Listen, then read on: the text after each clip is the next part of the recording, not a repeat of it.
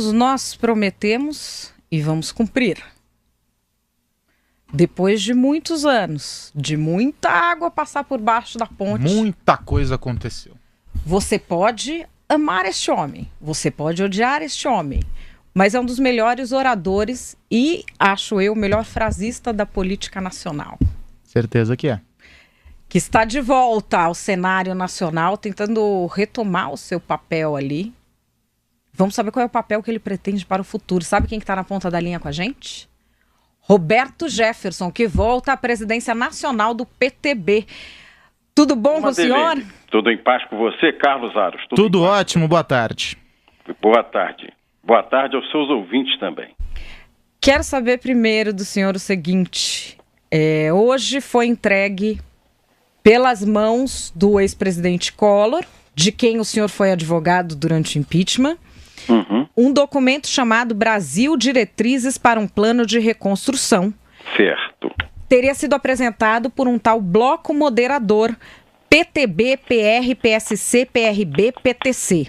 Certo. O senhor apoia esse documento? Em parte, sim. Tem muita coisa da Agenda para o Futuro do Brasil, que é do Partido Trabalhista.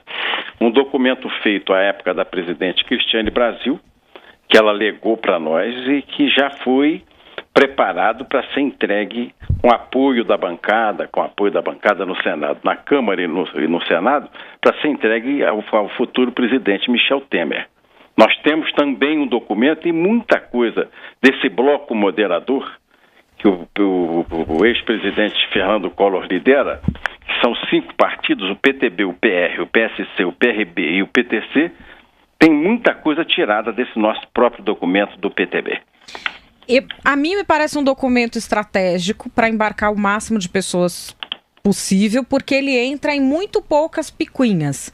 Ele não entra em números, em nada muito preciso. É no plano mais geral, né? Ele é um documento muito geral. Esse documento, como é que ele virou o líder disso? Quem que consolidou isso? Como é que as pessoas estão embarcando nessa história? Ô Madeleine, eu inclusive, quando nós preparávamos esse nosso encontro, eu pedi que o líder do PTB no Senado, o senador Eumano Ferrer, viesse aqui à sede do partido em Brasília para nós conversarmos essa delegação que foi feita ao presidente Fernando Collor, ao ex-presidente Fernando Collor, senador Fernando Collor. Porque me parece que ele ainda é ligado à presidente Dilma. Eu não estou compreendendo bem. O documento é bom em vários aspectos, mas eu não compreendo bem essa posição porque ele deixou o PTB, porque a deputada Cristiane Brasil, que presidia o partido, tem posições assim muito claras, muito abertas e contundentes contra o governo do PT e a favor do impeachment da presidente Dilma. E ele saiu fazendo um barulho, colocando publicamente uma nota que não ficaria no PTB em função dessa postura oposicionista do PTB. Ele agora está costurando um bloco de apoio ao Temer. Diz ele que apresentou o mesmo documento à presidente Dilma. E aí eu pergunto ao senhor, qual seria o sentido de apresentar um negócio? Foi em seu nome que apresentou isso para a Dilma nessa altura do campeonato? Não. O PTB tem o seu documento. Esse é o bloco dos senadores. Não. O PTB tem o seu documento. Se você me permitir depois, eu remeterei a você, Madeleine, remeterei ao Carlos. Por favor.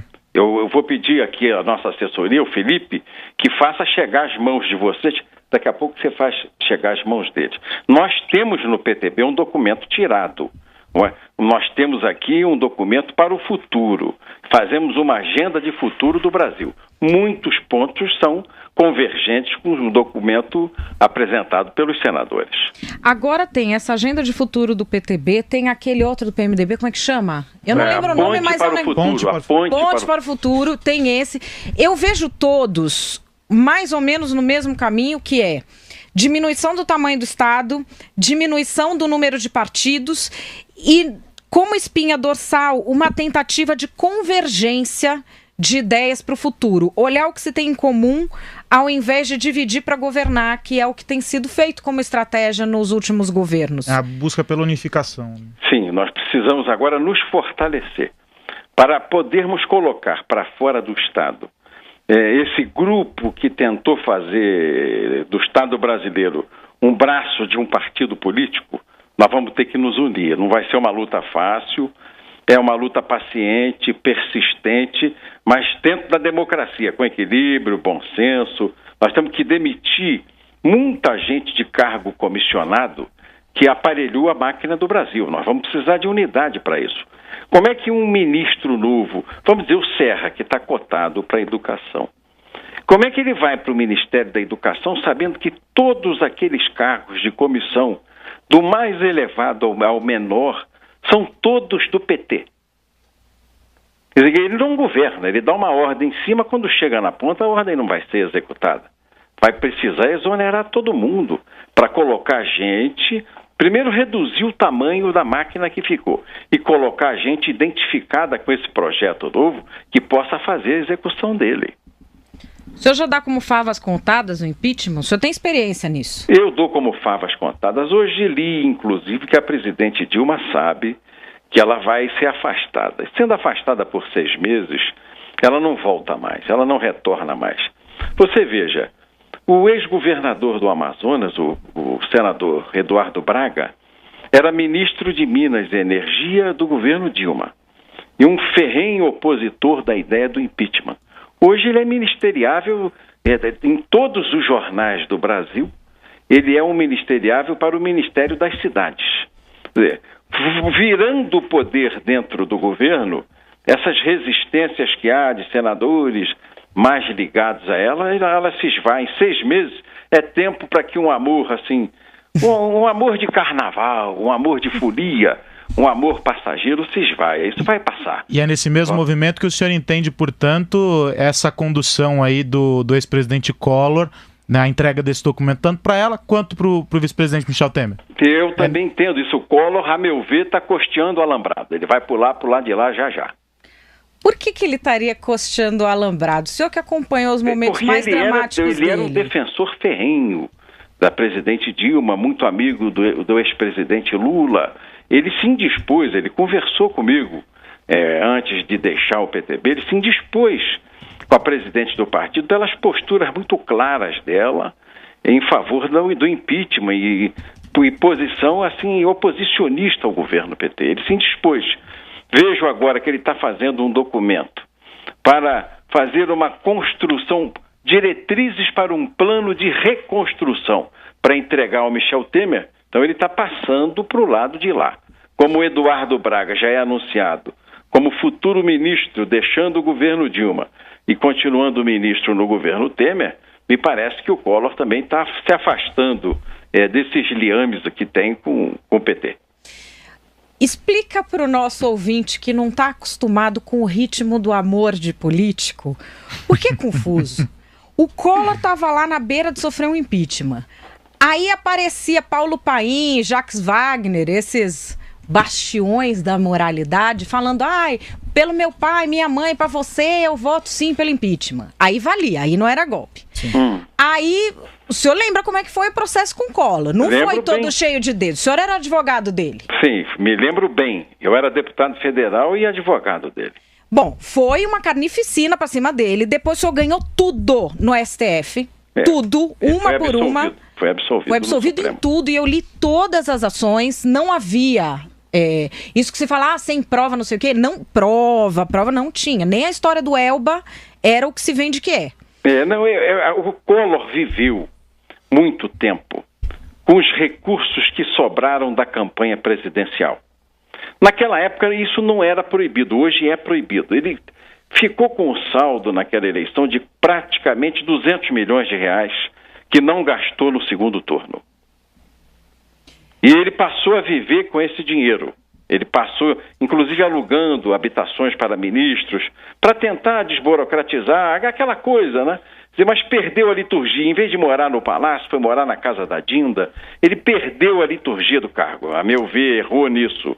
E foi caçado com essa expectativa de corrupção, porque os movimentos financeiros, em bancos, e sempre aparecia lá o Banco Rural e o Banco de Minas Gerais, esses bancos que depois apareceram de novo com Marcos Valério, Eram movimentos assim milionários. Eu me lembro na CPI que eu acompanhei, eu era presente à CPI, era membro da CPI, as contas eram milionárias, as contas movimentadas pelo PC Farias e seu grupo, que dava aquela sustentação financeira ao presidente Collor. Mas, depois, isso não se provou corrupção. Ficou claro aos olhos do Supremo que eram recursos que ficaram fruto da campanha presidencial. E ele foi absolvido. O senhor falou em liturgia do cargo, que é uma expressão do presidente Sarney, para a qual ele dá muita importância. O senhor acha que nós já descemos ladeira abaixo depois que tem deputado cuspindo no plenário e com aquele magnífico episódio da primeira-dama do Ministério do Turismo? Não, uma coisa horrorosa. Chegamos no limite do limite do limite, né? Hoje não tem mais discussão, é cusparada. E a mulher do ministro vai posar nua, ela ganhou o título do bumbum mais bonito de Miami em 2013 e vai posar nua na frente do Congresso Nacional em posições assim sexistas, muito ruim, muito ruim. Isso mostra que o nível moral do governo chegou ao nível do meio-fio, caiu muito, está muito ruim. Perdeu a liturgia, perdeu assim a atitude clássica que se tem que ter de respeito com a coisa pública, com as famílias brasileiras, com os trabalhadores brasileiros, com as donas de casa. Se perdeu isso. Os modelos são terríveis hoje, pelo que a gente vê, desde as cartilhas que estão sendo distribuídas nas escolas e feitas no Ministério da Educação, ensinando criança de 5, 6 anos a fazer sexo menino com menino, menina com menina, bota o dedinho aqui, é um troço terrível, uma coisa horrorosa. Vou lhe mandar as cartilhas, as cartilhas não, os livros de escola, que até alguns colegas aqui hoje, jornalistas, estudaram impeachment, uma peça de ficção também que nem o PSTU, nos seus dias mais delirantes, escreveria. Nós estamos ensinando isso, mas eu quero saber uma outra coisa. Fala. Presidente Collor. O senhor foi lá defender o homem, ficou do lado dele quando não ficou mais ninguém, porque desertou todo mundo. O senhor também passou por isso, de conhecer ali na hora H quem é que são os amigos, porque no dia da sua cassação, espanou geral. É verdade. Aí, o presidente Collor vai lá e briga com a sua filha, que é Cristiane Brasil, porque ela estava contra o Lula, que é o cara que ferrou ele. Agora ele escreve o documento e o senhor tá junto? É complicado, esse jogo político é ruim. Por isso é que nós vamos ter que fazer reformas profundas. Por exemplo, o partido que o presidente Collor está agora, o senador Collor, é o PTC. Partido pequeno, com a representação pequena, como era a época dele quando ele foi cassado, o PRN, um partido praticamente sem representação, sem tradição, o que levou, inclusive, àquela derrota cachapante que ele sofreu no plenário da Câmara e do Senado. Mas 25 partidos representados no plenário da Câmara, Madeline. 25, não tem cabimento. Eu fui deputado federal com o presidente Fernando Henrique, nós éramos 8 partidos. Com 8 partidos você dialoga, você constrói um governo equilibrado, um governo ético, mas com 25 não tem, toma lá da cá, não há um interesse nacional, não há um projeto em favor do povo, em favor da economia do país, da alavancagem da política de emprego, da alavancagem da política de privatização, não tem isso, toma lá da cá. Você quer aprovar essa leizinha? Então me dá um cargo ali na estatal.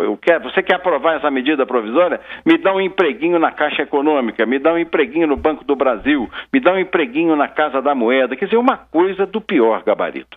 Isso aconteceu pelo fracionamento proposital que o PT fez dos partidos para diminuir todos os partidos grandes que podiam fazer um enfrentamento a ele. Ele só não conseguiu fazer isso com o PMDB porque houve uma brutal reação no início do mandato do Eduardo Cunha como presidente da Câmara para impedir uma janela que estaria sendo aberta no início da legislatura, no início do ano passado, para esvaziar o PMDB. Só não conseguiu porque o Eduardo Cunha reagiu e fez aquela pauta bomba que acuou o governo da Dilma. Senão teria acontecido isso também.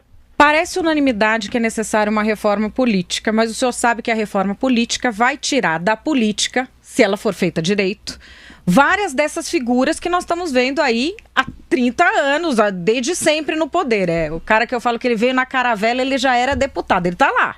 Uhum. vários desses vão sair. O senhor acha que existe realmente alguma possibilidade de político votar contra o próprio interesse? Porque eu acho que não. Nós precisávamos, Madeleine, isso está no documento do PTB, Agenda para o Futuro do Brasil, de uma constituinte exclusiva. Sendo que, para a eleição nessa constituinte, não poderiam ir os atuais deputados. Você teria que ter constituintes fora do mandato eletivo, não vinculados a esse sentimento corporativo, mas ao sentimento do povo brasileiro. Isso é uma proposta que o PTB tem clara. Nós precisamos de uma constituinte para reescrever isso. E quem fosse constituinte não poderia ser candidato a deputado ou a senador na eleição subsequente.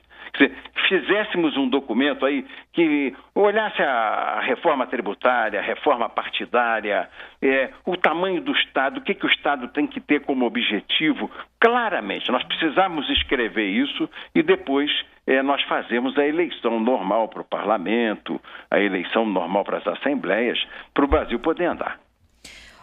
Para a gente terminar, aqui no nosso chat no YouTube, tá todo mundo perguntando do olho roxo. Gente, não adianta, porque ele grudou com a história, ninguém acredita mesmo, não é isso? Não acredita, mamãe não acredita, o que eu vou explicar? Eu não vou acreditar nunca, mas tudo bem. Foi a estante que caiu, mas mamãe não acreditou, mamãe me perguntou... Estante! Não, tudo bem. Não tem jeito.